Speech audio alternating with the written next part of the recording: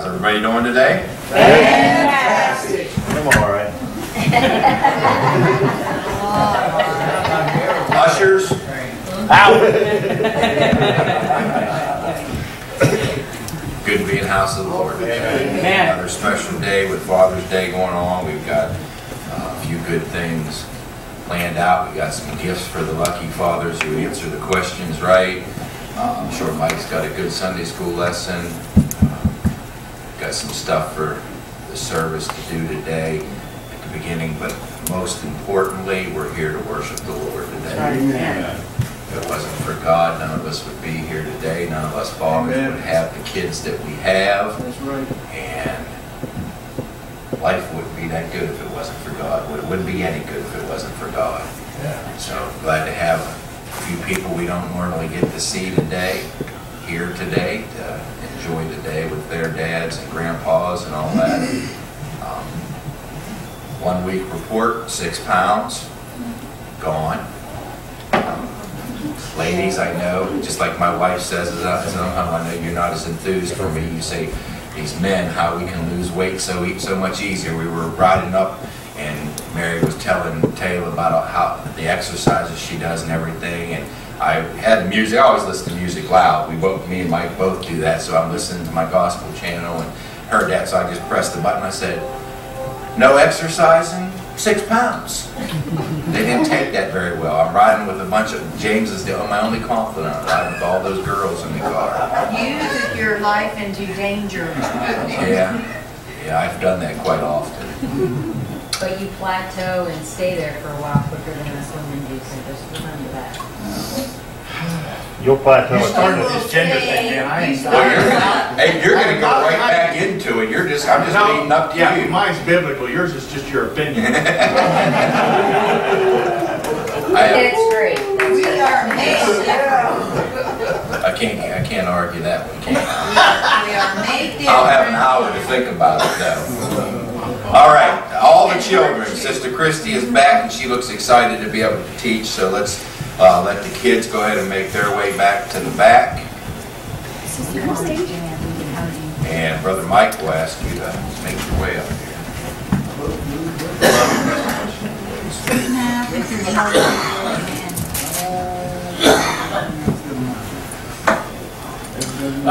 The reason that I can say that is because I'm on the same diet as I lost a pound.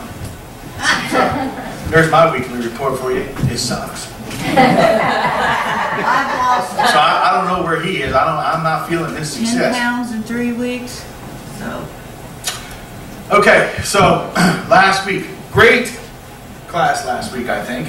We had everybody, all you guys trying to lose weight, and here I am begging to gain about 20 pounds. well, honey, You can have mine. yeah, you have mine. You keep coming around, and we'll fatten you up. I don't know. I don't know if I would have said that. I tell you, a good batch of chicken and dumplings from my niece would probably do about 10 pounds. Okay. Something How many calories is that? like 2,000. Zero. 2,000. I'm serious. I want to meet the You guy. can have one bean. I got one bean. I want to meet the man who decides what a serving size is. I want to see what he looks like. He's little. Yeah, real little. We eat these, you know. Yeah. My comment, this is about something I put on Facebook because I'm counting calories. And I went on the internet. Now, nobody jumped on the whole thing. Somebody has to fact check internet, right? I mean, it's on the internet. It should be right. But it's not. He's a French mom. Carol worked in dietary. He's a French It's on the internet. It's gotta be right. Carol worked in dietary at the hospital, so. Well, I had a list of 40 to 50 foods that have 0 calories, and I was in the store picking them up, reading there isn't a single one that had 0. Pickle. At 5. If you read further on down, my eyes from all these calories must have been blurry because it was actually 5. So at the end of the day, I was over 40. Water and a toothpick. What you need, brother. Water and a toothpick. That's what you call a fine float. Oh, what? A fine float. Right on. Okay. I think I can convince that guy to make a steak 200 calories. It ain't gonna take much at all. Bag of cement and chain.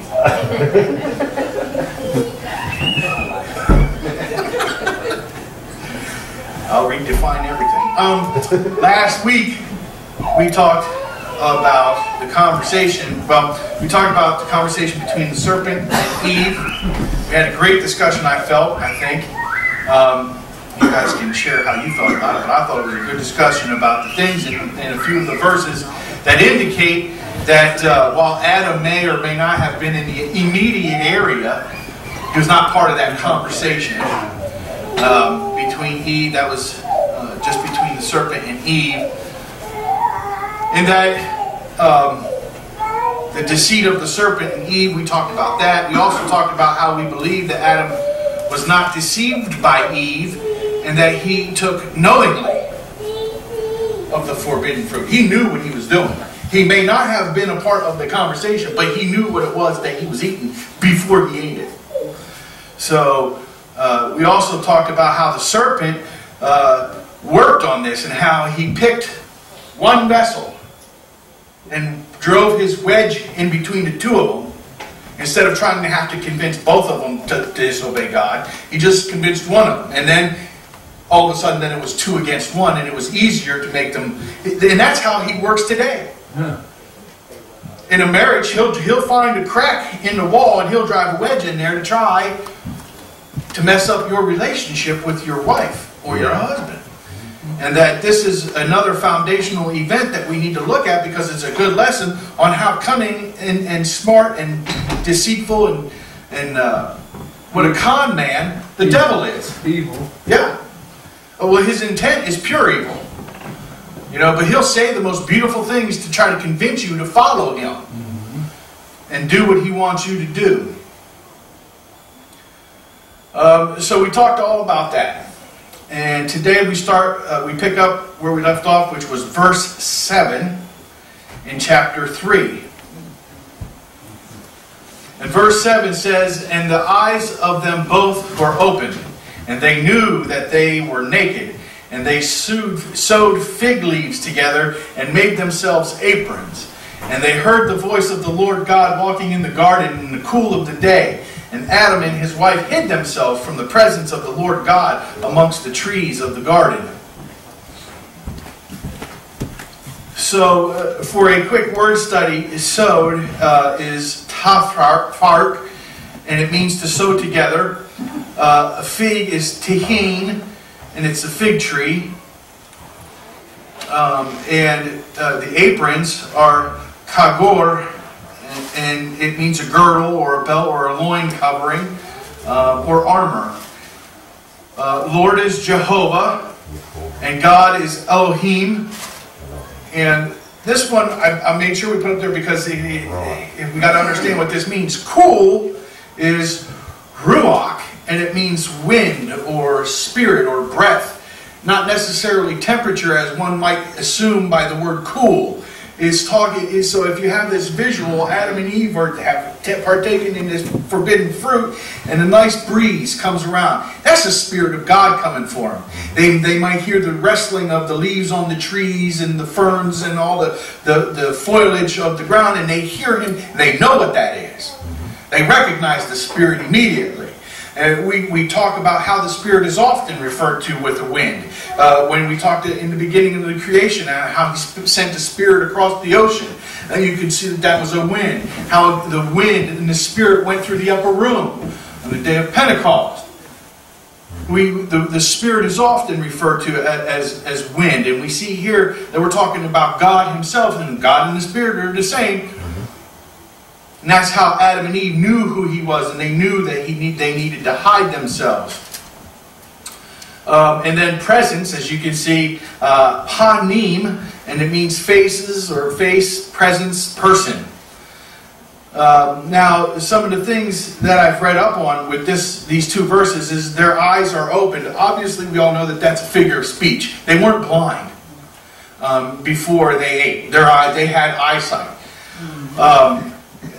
What it means is that they became aware. Yes. They were enlightened. They had knowledge that they did not know before. They understood what was right and wrong because they now have participated in it. And the best example that I can give you in what this means is, how can you explain to anybody else what it's like to be drunk if you've never been drunk before a day in your life? You can't. Right. How do you explain the hangover? How do you explain the sickness? You can't. You know, you can't. Because you just don't know. Adam and Eve would not be able to explain to anybody the second prior to disobeying God what it would be like to be sinful, or to be disobedient, or to be fallen. They didn't know. They did everything that they were supposed to do. They were perfect. They were God's perfect creation, and they obeyed everything He said. So at this moment, you know, they had gained knowledge. Now, it wasn't a good knowledge. It was knowledge that they weren't intended to have. So Adam and Eve now have knowledge of wrong because they have committed wrong. I don't know if anybody has ever seen fig leaves before, but that's what they look like. And you can see that on a fig tree, they are of various sizes and their stems long enough. I found this interesting because I wanted to know what that would look like. It's not, you know, you just see those pictures of what, you know, a little leaf here or there looks like, but they could actually make themselves a nice size, I'm going to say kilt, not skirt, because I'm a man. It's a It's a kilt. It's a skirt. They could make themselves a kilt. It's called a skirt. And in autumn it would be a nice colored kilt with those nice size leaves there. So that's what that looked like. Now,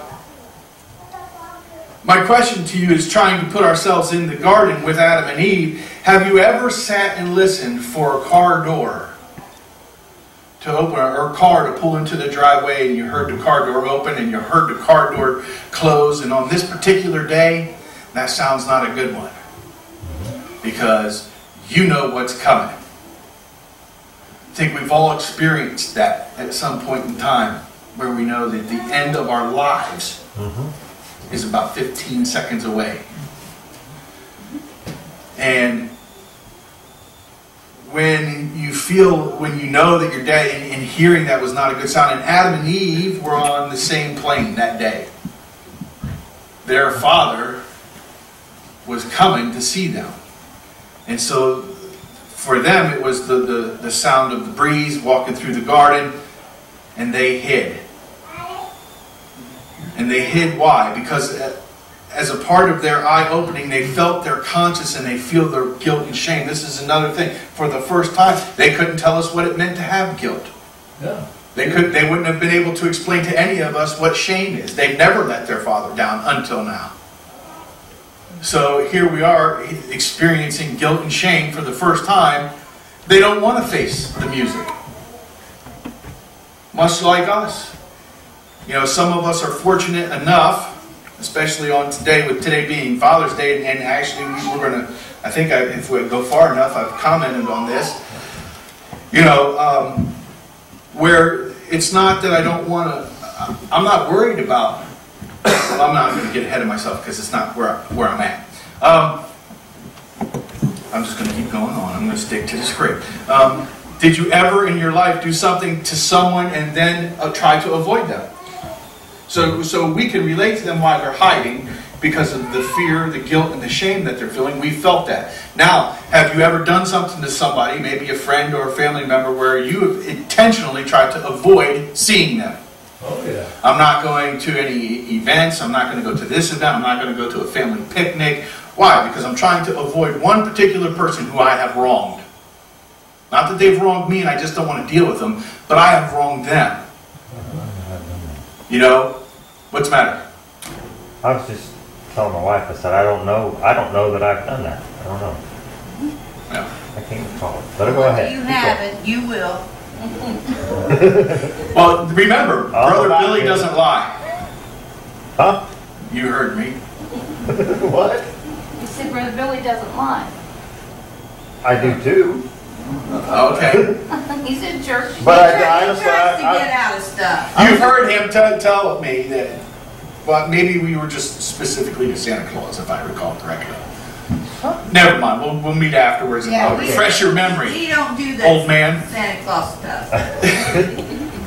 So anyway, why did you do that? You know, it's the same thing. Adam and Eve was new to them. They were fearful of their father, and they didn't want to face the music. So they ran and they hid. And now, because of this, we now have two problems. There is now a issue horizontally between man and woman. We now have a trust issue on this day. We also have a vertical issue between man and God because of disobedience. So this act now has caused two very large problems. Now it's not new to us because we were born into the nature of strife between man, and we were born with sin, so we're used to sin being in our lives where we have strife between us and God on a daily basis. So we are used to that. But for them it was new. This was not a feeling that they experienced. It's not new to us because we've experienced shame and disappointment before. We know what that feels like. And I want to take a second to look at, because we're sitting in church, like you said,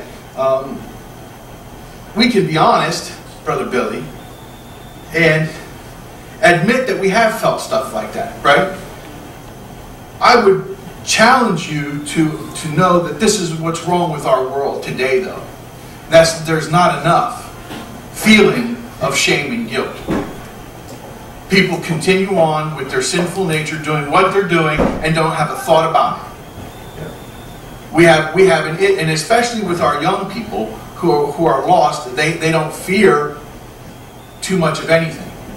Whether you want to blame it on video games, whether you want to blame it on certain kinds of music, whatever the case may be, I'll tell you there's one reason for it, and that's the lack of God in their life. Exactly. Period. You know, the other factors may contribute to it and help it along, move it along at a faster rate, whatever the case may be, but they don't have any healthy fear. So they don't care about stealing other people's stuff. We are living in a fearless, mindless, shameless, guiltless, and accountability-less society today. Well, you see it all over trucks, no fear. They actually have that as a slogan, right? A little child, you know, take a little child, it doesn't go wrong until it actually does wrong, and then it's accused of doing wrong. See what I mean? Parents say, that's wrong, and you're going to get punished for that. They don't know wrong. Right. When my son was born, I had this thought, and I'm sure, I don't know if anybody else has or not. I'm going to assume that most of you have. But on the day he was born, there was a big change in my life. Because for me, first of all, I was there and I watched it, and for me, it was just the spiritual thing.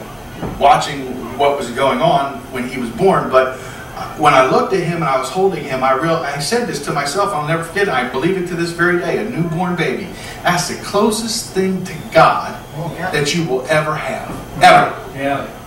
At that very moment, that baby hasn't had hate in his heart, hasn't said a mean word out of his mouth, hasn't defiled his body in any way, shape, or form, hasn't had a mean thought, nothing. That baby is as pure and innocent. The only thing that's coming into the world is the sin of me, our fathers, the forefathers of mankind upon him. But that baby is the closest thing that you will ever have in your hands to God at any one time. And the older he gets, the further away you go. That's just the same way it was with Adam and Eve. They were pure without sin in their life until this sin come along and they admitted this sin, but then she blamed it on You know, there was blame. Yes, there was blame going back and forth, which is why I think that our altars in churches today are as bare as they are, because this problem in 2013 has become massive. Our revivals aren't like they used to be in the day. You know, our churches aren't like they used to be. Like Randy preaches all the time. There are churches that are removing all this stuff, trying to bring more people in, trying to alter the religion to fit the people instead of trying to fit the people to what God's will is. There's too much of that going on. Yes, sir? Brother Mike, I look at 3 words in this one piece of scripture here, in verse 9. And it says, "Where art thou?" Where are we today in many of these things? Where are we?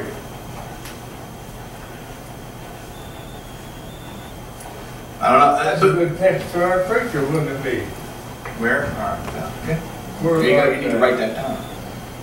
That's the, you know, the people say, well, God was asking them where they were at. Oh, don't get ahead of me, brother. No. Don't get ahead of me. Yeah. He knew where they were. It was for them to try to, when he said, where art thou? He wanted them to say, hey, where are you at? And that's the same thing what you're saying that right now, Brother Davis. And you're saying, Mike, is why aren't people asking? I will be saying it. I just haven't got there yet. We need to stop every now and then and you know, take inventory of our lives and say, where are we? Yes, Leave it to the preachers, and that's your whole thing. Oh yeah. that's okay. And That's where God wanted it to go. And I have here another thing, like I've said too, is like the pictures of Jesus and the carvings of Jesus and this world's. I just don't believe that that people don't want to see those things in public parks. They don't want to see those things in government. It's not because they don't want religion. It's because they don't want to be reminded of what sinners they are. Get that stuff out of my face. Yeah. Because you're just making me feel uncomfortable. Guilt. It is guilt. They just don't want to recognize it for what it is. They don't want to go run and hide. They want to be out here and do what they're going to do. Yeah. You take that stuff and get that out of my face. Yeah. Because I want to be comfortable in my sin. You know, when I fell away for years and I started drinking and hanging out with folks that were doing things, and because they knew that I had been in church for so many years, they would ask me about certain things pertaining to the Bible, and I would get so furious with them, but I couldn't stop telling them. Baby. In spite of even being drunk, and I would ask them, please don't ask me anything, because I just don't want to discuss it. I just want to get that out of my life because of guilt, mainly. I didn't want to have any part of it, but I couldn't help myself. Right? It's Yeah. like my brother. He could pray, and I mean, you'd have his God bumps all over you. But now he won't even sing because he knows if he gets up anywhere, even with the family, to sing, It's guilt. it's going to bother him. That's God's conviction. Yeah. That's right. That's what we talk about when we say, you know, the more and more you ignore that, the harder and harder it's going to be to hear it. You know, practicing Christians, like we say, we look at the elders. They have many, many years of listening to it. They hear even his softest whispers of, I don't think you should do that. They hear that, and we don't.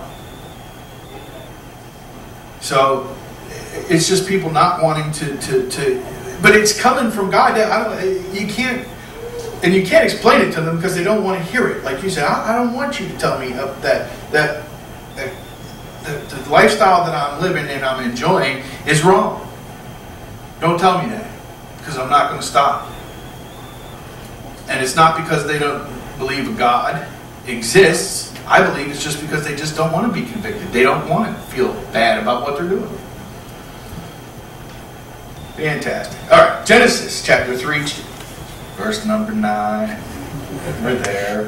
And the Lord God called unto Adam and said unto him, Where art thou? And he said, I heard thy voice in the garden, and I was afraid, because I was naked, and I hid myself. And he said, Who told thee that thou wast naked?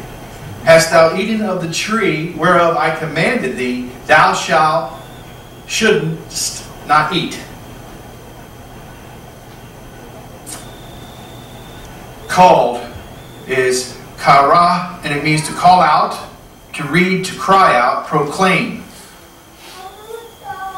So that kind of would imply that when he called out for Adam, it wasn't a gentle, oh come here son, he was Adam. He was not happy. Yeah, but God asked him a question. He says, There, and then afraid, let me get there. The word afraid is the only other word that we're really not familiar with in these two verses. We haven't done it before. Yareh, and it means to fear, revere, or be afraid. So now go ahead. What were you going to say about the question? God asked him a question there. Said, hast thou eaten of the tree whereof I commanded thee that thou shouldst eat? Should eat? Question mark. Mm-hmm. Go ahead. Okay. We see God calling Adam here, right? And they're foundational, right? We've talked about this. Book of Genesis is foundational for the rest of the Bible. So when we're reading what we're reading, we've got to think about what we're reading. Number one, men, on Father's Day, I'm telling you this, you're responsible for your house. Don't be preaching my message if I'm not allowed to go ahead on your stuff.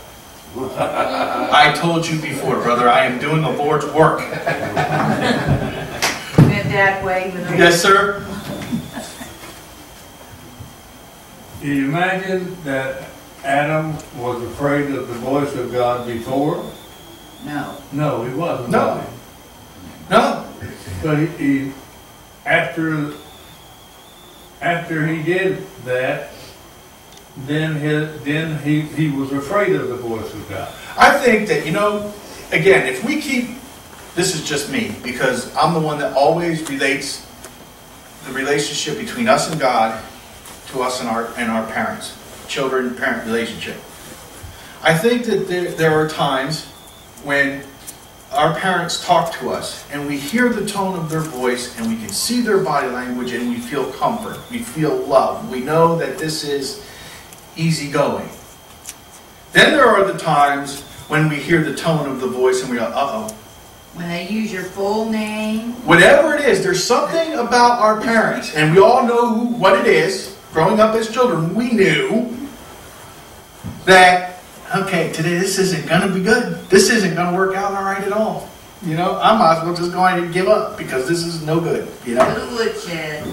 Or carrying a belt, walking in the room with the belt, that's it. I'm done. So I think that for the first time, when God cried out for Adam, he heard a tone of voice he was not familiar with. And it instilled immediately fear in him. Oh, yeah. And Mike, too, I think God has given Adam the opportunity to tell him the truth here. Hast thou eaten of the tree whereof I commanded thee that thou should not eat?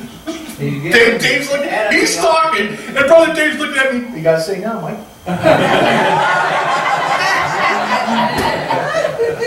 I love this. Come on. You hear that, right? You guys are a pair over there. Well, God knew it all along, but he wants Adam to... He does. He does. He wants him to confess. He wants him to man up and he blames him for it. So that when I actually get there, it'll be a review. You knew this was coming. I know. Hey, you know what? I love this. I absolutely love it. You know what? When we can have a good time learning God's Word, enjoy it and soak it in and remember it, there is nothing better than that. Amen. Sunday school teaching and I've learned before, is a good, everybody get together and have opinions, and it's a good discussion. Yes, absolutely. Without question. I'm still going to stick to my script. Even though I am now digressing. We see God calling Adam. we see that foundationally, what we should walk away from here is men, guess what? We're responsible. Spiritually, we are responsible of the house. The head of the house of Christ, the head of the house as Christ is head of the church, and God is the Father of all of us. Not the God, and we see, we're not talking about the God of lettuce. We're talking about of our house, of this church. He is not the goddess, He is God the Father.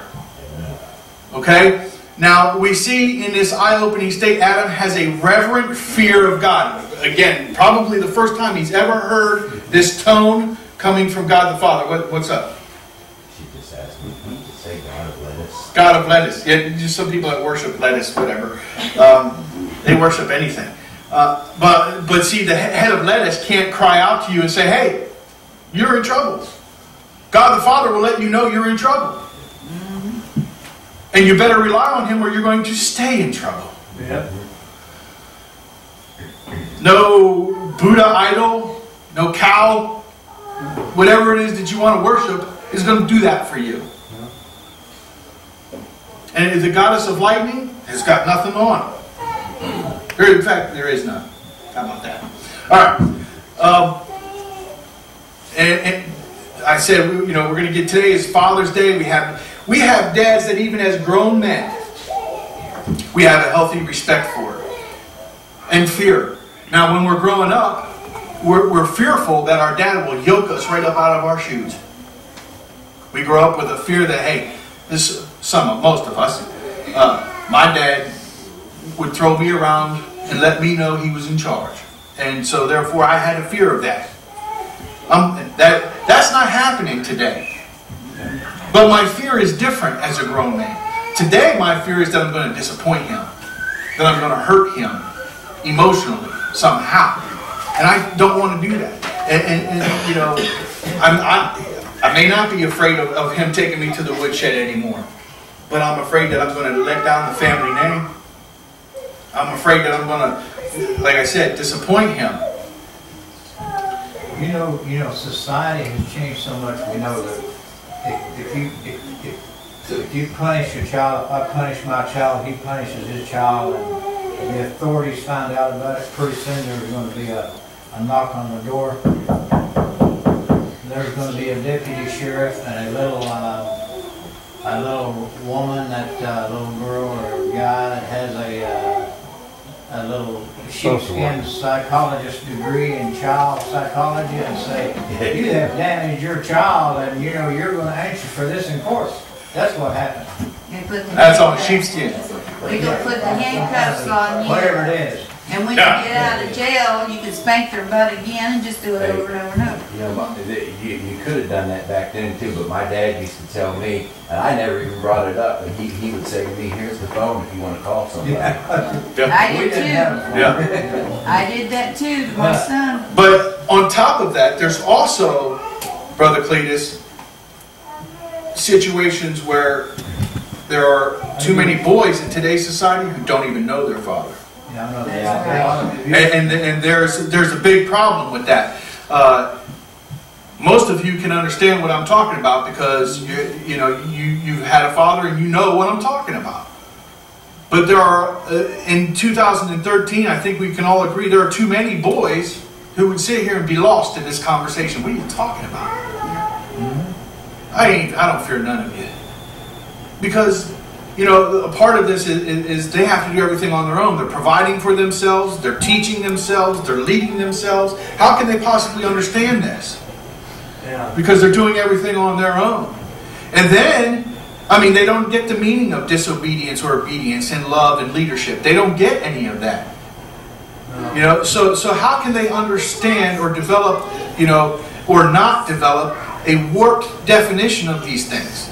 And how do they understand the love leadership of God when they don't even have an earthly example to look to? God can do anything. And if He wants somebody to fall in line, somebody's going to fall in line.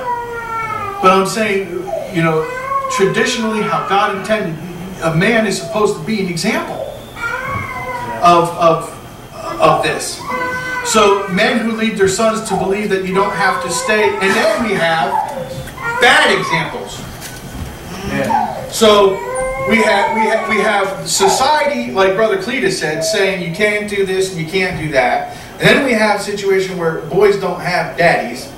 And now we have boys and girls, both.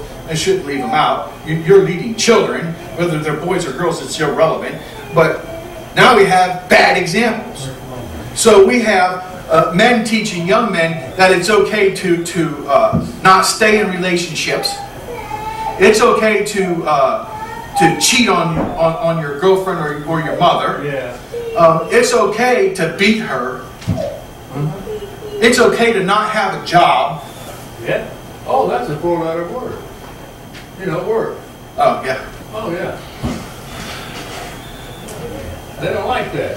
Yeah. You don't have to have romance. You don't have to have any respect for each other. And you don't have to work because the government has these programs, and if all else fails, you can go to prison because prison provides you with 3 hots and a cot. You get free health care. Education. You get free education. You know, so it's okay for you to not have to do anything. 3 square meals a day. 3 hots and a cot. Yeah. I have a nephew. God said if you don't work, I you have a don't nephew eat. in Florida that had been in prison all of his life. 13 times he's been in prison. That's all he knows. That's the way he eats. 3 meals a day. He doesn't know how to live on the outside of prison. Yep. Because he wasn't taught in a godly home. Right. Exactly. We see here, but you know, and I know that we're digressing, but we're looking here. Adam had a leader, which was God. You know, and we find ourselves in the situation that we're in. And moving on to that, we're going to stick closely to this and be able to relate to a lot of our parental things here. When we see that God was going to find Adam. Now, when you heard that when you did something wrong and you heard that car door close and you knew your dad was coming in the house, or your mother, whoever was the one that was issuing the discipline, did you feel like you could get away from it? No. You were trapped almost. I mean, eventually you were going to get it. We wanted to get away from it, but Yeah. Yeah. Mom always said, "You'll come back." A lot of people say that you can run, but you can't hide. Yes, sir? My mother, and he can witness to this, we would do something at 6 o'clock in the morning, before daylight, if we happened to do something wrong and you were great. She would say, "Sonny, remind Mommy to whip you before you go to bed." And every 30 minutes I'm going up there, or he was going up there and shaking her dress down and said, "Mom, you going to whip me now?" No. But remind me to whip you before you go to bed. Oh. So you worry about it You all go to day? bed? Okay, here she comes. Tippy-toe, tippy-toe, tippy-toe. Down through the house, you know, with the bell. You thought you had made it. Oh, she forgot. Yep. But anyway, in church Sunday school, we were in church Sunday school every Sunday. As soon as the doors opened, we were there, Mom and Dad. Yes, we were. And if we made one little flicker of noise that Mom didn't, she'd snap her finger and point her finger at you, and you knew that your hide was on the tanning block when you got home. Yeah, buddy. Well, see, me Right. and Crystal That was each had disturbing in church. we each had 6-foot switches. That way she could reach across part of it and I could reach across the other part and get them. Yeah, that was terrible. Let me tell you. If one of us, if they'd sit one on each end, right? And if the one in the middle did something bad, every one of us got hit. They both started hitting the one in the middle. Well, they was hitting all of us at the same time. When you took your knife and cut a ring around the switch, that was trouble. I mean, you had to go back and get a bigger one yet. And his mommy would come into church Carrying carrying a switch. Oh, yeah. Many times. I did She too. had a switch in hand when she came into church. Yep. Did it work? Yes. It worked very well. Okay, good. It worked. We A were lot of very- people say that you can run, but you can't hide. My comment to you is, you can't even run. You're just wasting energy. God's gonna get you somewhere. Because you can run from me. I've tried. And that would be actually pretty easy to run from me because I'm not chasing you. But God is everywhere. And you are not going to escape Him. So Adam really was safe nowhere. And it's just pure fear. They ask people, who get in high-speed chases over an outstanding parking ticket. Why did you flee the police because of an outstanding parking ticket? Because I was scared.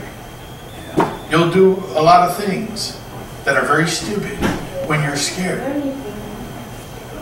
But you're not going to outrun, and you can't hide from God. Remember when you were young and amazed at just how much? Wait, let me go back. Also, we see here Adam telling on himself. How did he tell on himself? Said he was naked. Said he was naked. God asked Adam, "Where art thou?" Oh, yeah. Adam starts running off, and he just says, "Because I was naked." God didn't ask that question. Yeah, he said, Lord, I hid myself in these bushes. Because I was naked. Now, do you remember when we were young and we were amazed at just how much our parents knew?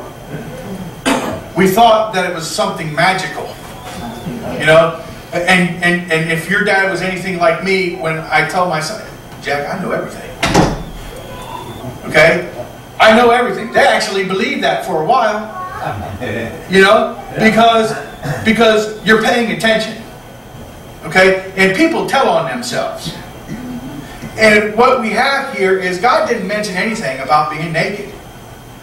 And Adam just said, I hid from you because I was naked. Now, how did you know that? Yeah. Because the way I designed you, you weren't supposed to know that. He didn't even know what hiding was. He didn't know what naked was. No. He ate of the fruit.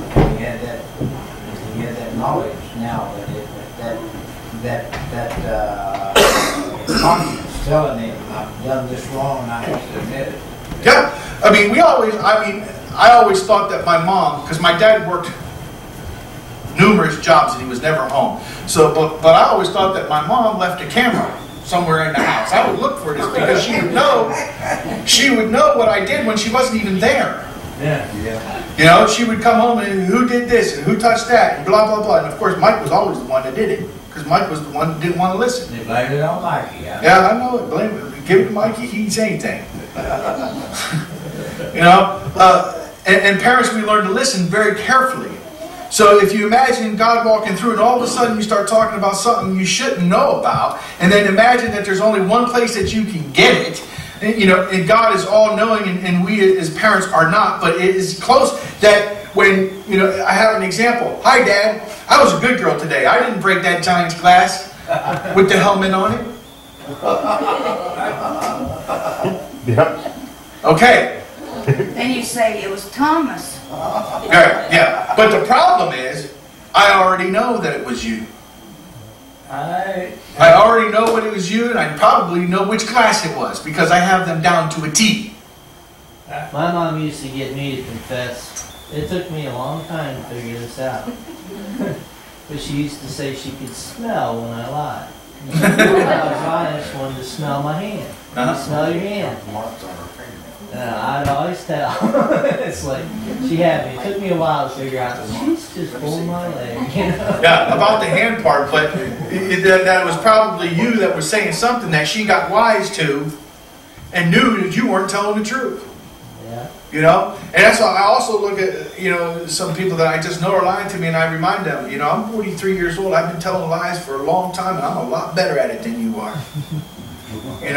I used to tell my kids I had eyes in the back of my Yeah, hand. I've heard that too, yeah. Mommy did. She could And- be reaching for something with her back turned. Billy's big brother, Charlie, he was about 5 and he got behind me and he was separating my hair because I always knew when he was up to something.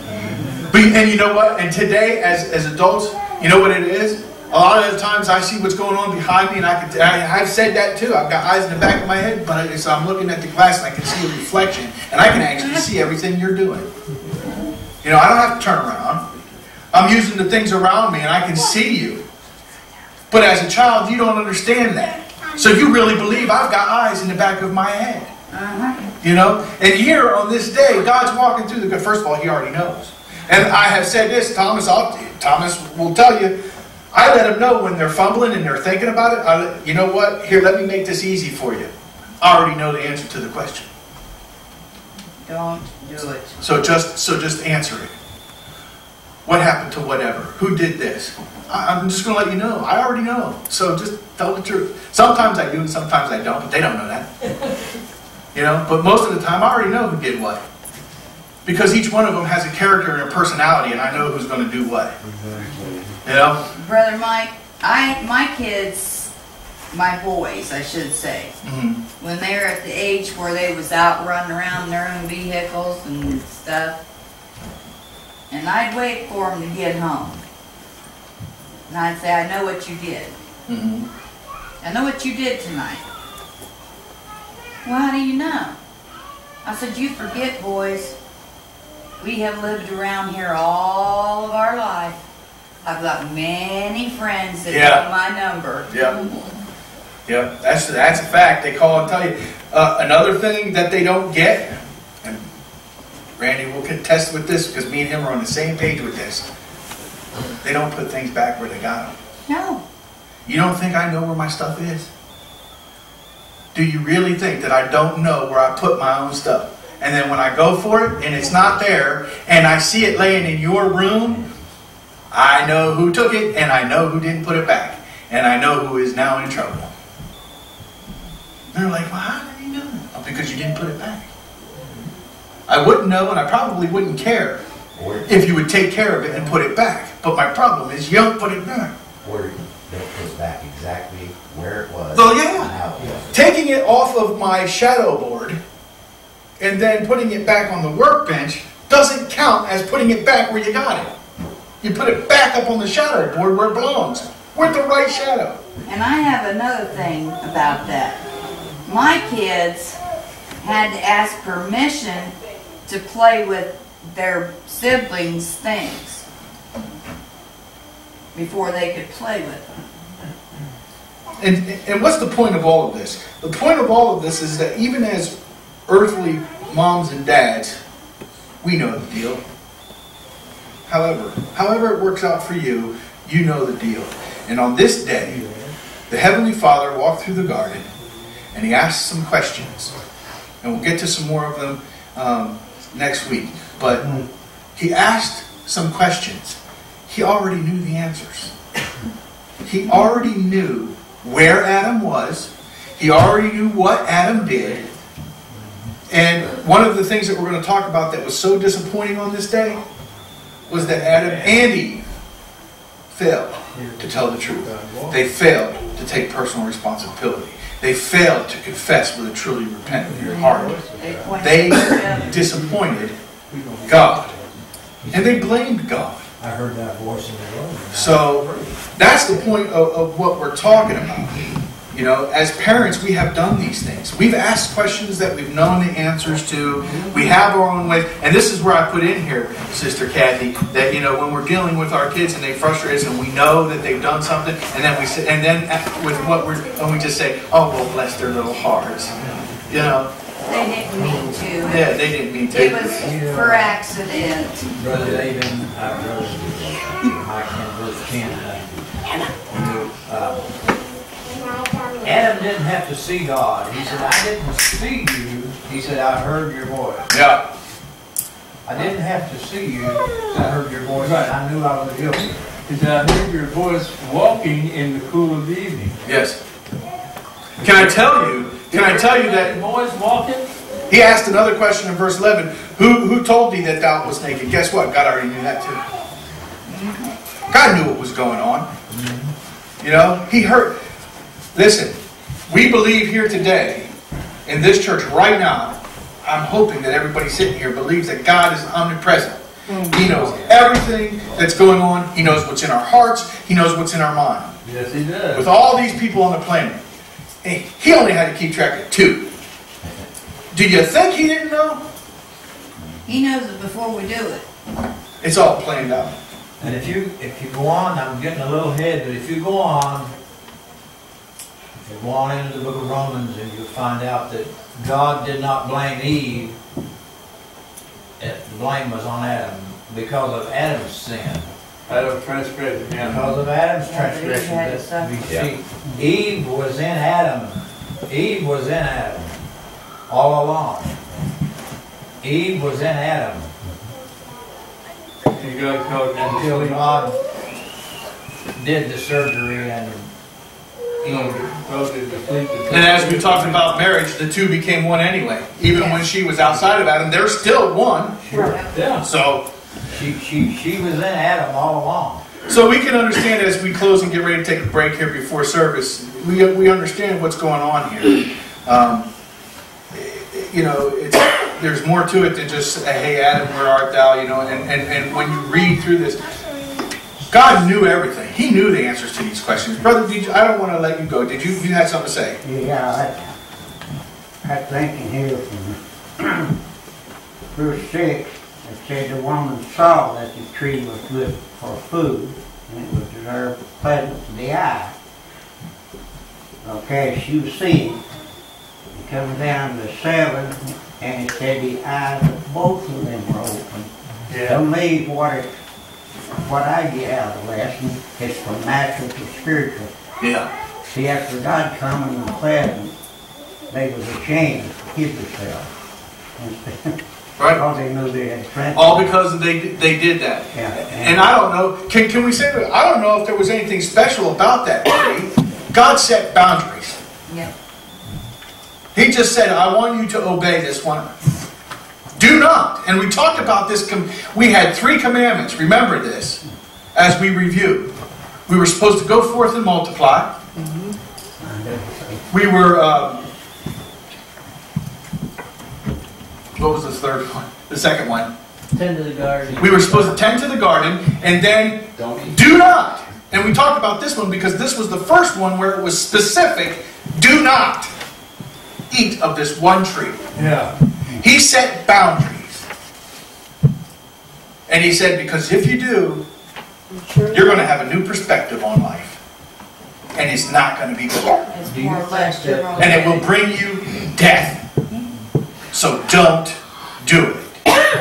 They did. And that's when it was like, now we have, at that moment, we now start our spiritual battles. I agree with you, 100%. Because up until then, all they had to do was depend on God, right? Yeah. God was providing everything. Now, we have our spiritual battle. The devil, on that day, he got his foot in the door. On that day. So let me say that. So I don't want to take my time, but It's past the time you're taking now. So if God had not said to Adam, don't do that, don't eat of that, you think the devil would have, you think the serpent would have tempted Eve? Sure. See, God said, don't eat. That's why the devil tempted Eve. Sure. God said, don't do this. And the devil tempted her and she did it. Yeah, he was the third party in the garden. Adam and Eve was first, and then the serpent came along. I say they should cut his head off. Lord. All right, let's go ahead and take 5 minutes. Be back in. Good job. Bless you, Brother Mike. I ain't broken with all that wet grass. In my pocket. Sing that beautiful old song. I'll fly away.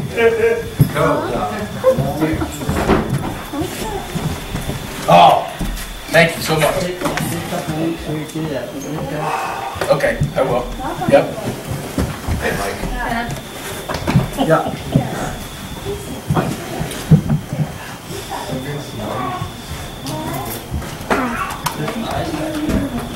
Now, what was I saying? we were talking about lying, and I had said that everybody lies. I made the statement that everybody. Where'd he go? Oh, You had said. I made the You statement had that said everybody lies. Everybody has avoided somebody before doing it. No, I'm talking about like months ago. We were talking. I forget what book it was we were in, and it was talking about lying. And I said everybody lies. Everybody. Nobody lies. You are. I'm lying. That was a joke. I take you serious. That was a joke. So you were lying. That was a joke. But today, when you said that people that avoid, avoided other people, and I said to myself, and I don't think I've done it. I avoided people like the thing because I couldn't bring myself to apologize for something that I've done. You know, that's good. I'm just saying. I took you seriously because I used a few examples, and you were like, "No." I was like, "So you don't tell your kids that Santa Claus is real?" No, I don't. So if your wife comes and she didn't cook a good meal, but if she asks you, "Do you like it?" You don't tell her a white lie. You're like, "No, I'll let her know because I don't want her to make a bad meal again." So I'm thinking to myself, "He's telling me the truth. He doesn't lie." I do lie. Everybody lies. I'm sorry that you got that out of that.